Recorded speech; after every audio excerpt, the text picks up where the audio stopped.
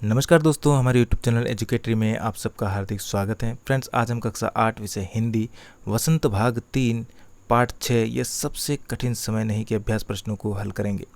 पाठ से में सबसे पहला प्रश्न है, यह कठिन समय नहीं है यह बताने के लिए कविता में कौन कौन से तर्क प्रस्तुत किए गए हैं, स्पष्ट कीजिए। उत्तर लिखेंगे, यह कठिन समय नहीं है बताने के लिए कविता में कवयित्री ने अनेक तर्क दिए हैं। प्रत्येक तर्क तथ्यपूर्ण है। पहला, कवयित्री कहती हैं कि अभी भी चिड़िया की चोंच में तिनका दबा हुआ है, उसे अभी सहारा प्राप्त है। दूसरा है, पेड़ से झड़ने वाली पत्तियों को थामने के लिए किसी व्यक्ति विशेष का हाथ आगे आने को तैयार है। तीसरा, समय आज के समय भी व्यक्ति दूसरे व्यक्ति को शीघ्र आने को कहता है और बताता है कि सूर्य के अस्त होने का समय आ गया है। चौथा, इसी प्रकार अंतरिक्ष के पार को दुनिया से आने वाली बस सुरक्षित लोगों की सूचना लेकर आएगी। ये तर्क बताते हैं कि अभी का समय कोई कठिन समय नहीं है। प्रश्न नंबर 2, चिड़िया चोंच में तिनका दबाकर उड़ने की तैयारी में क्यों है? वह तिनकों का क्या करती होगी? लिखिए। हमारा उत्तर है, चिड़िया चोंच में तिनका दबाकर उड़ने की तैयारी में है, इसलिए है क्योंकि उसे अपने उद्देश्य की प्राप्ति हो चुकी है। वह तिनके को प्राप्त कर चुकी है। तिनका उसके अथक परिश्रम का परिणाम है। वह उसकी सफलता को दर्शाता है। तिनके का प्रयोग चिड़िया अपने घोंसले को बनाने में करती हैं। इसी में वह जीवन यापन करती हैं। एक एक तिनके को उठाकर वह अपना नीड बनाती हैं।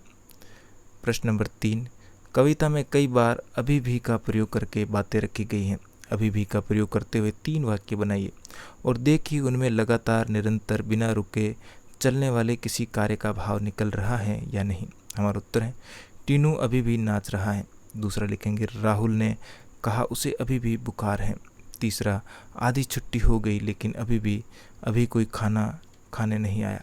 प्रश्न नंबर 4, नहीं और अभी भी को एक साथ प्रयोग करके 3 वाक्य लिखिए और देखिए नहीं अभी भी के पीछे कौन कौन से भाव छिपे हो सकते हैं।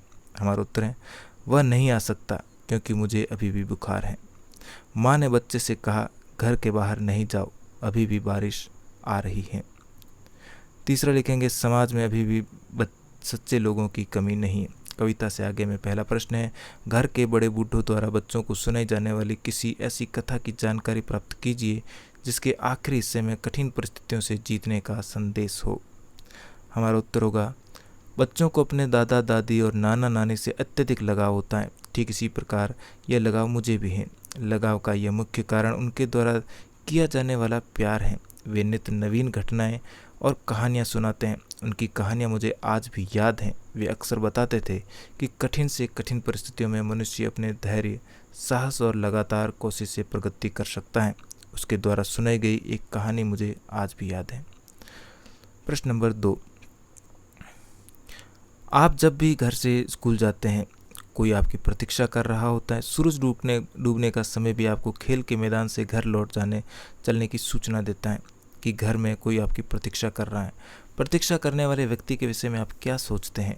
अपने विचार लिखिए। हमारा उत्तर होगा,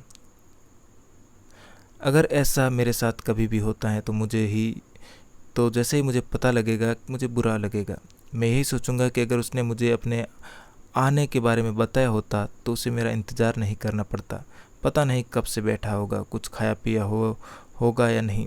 मैं उसी समय अपने जगह से उसके पास पहुंचने के लिए जल्दी भाग जाऊंगा। पूरे रास्ते उसी की चिंता रहेगी और सोचूंगा कि जब हालांकि ये सब मैंने जानबूझकर नहीं किया, फिर भी उसे माफ़ी मांग लूँगा। लेकिन उसे ज़रूर कहूँगा कि अगली बार से जब भी आओ मुझे बता कर आना। अनुमान और कल्पना के अंतर्गत पहला प्रश्न है, अंतरिक्ष के पार की दुनिया से क्या सचमुच कोई बस आती है जिससे खतरों के बाद भी बचे हुए लोगों की खबर मिलती है? आपकी राय में यह झूठ है या सच?